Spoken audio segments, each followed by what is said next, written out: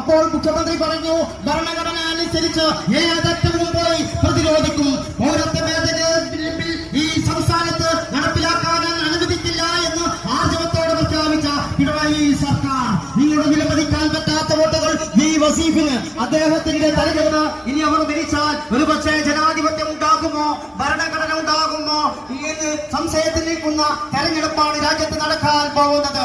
ഈ നമ്മുടെ രാജ്യമാണ്, നമ്മുടെ രാജ്യത്തെ രക്ഷപ്പെടുത്തണേ എന്ന് നിങ്ങളോട് വില്യത്തിന്റെ ഭാഷയിൽ അഭ്യർത്ഥിക്കുകയാണ്, അപേക്ഷിക്കുകയാണ്. പൗരത്വ ഭേദഗതി ബിൽ കൊണ്ടുവന്ന സമയത്ത് ബിജെപിന്റെ അതേ സ്ഥലം അതേ ചോദ്യം ചോദിച്ച പ്രതിപക്ഷ നേതാവുമാണോ ഇവിടെ എന്ന് നിങ്ങൾ ചിന്തിക്കേണ്ടതുണ്ട്. ഇന്ത്യൻ പാർലമെന്റിൽ 19 എംപിമാരെ പോലും നമ്മൾ തെരഞ്ഞെടുത്തിട്ട് കാണാൻ പോലും ശബ്ദിക്കാൻ കഴിയാത്ത എംപിമാർ വേണോ എന്ന് നിങ്ങൾ ചിന്തിക്കേണ്ടതുണ്ട്. നമ്മുടെ രാജ്യമാണ്, വൈവിധ്യം നിറഞ്ഞ രാജ്യമാണ്. ലോകത്ത് ഇന്ത്യ എന്ന് പറയുന്നത്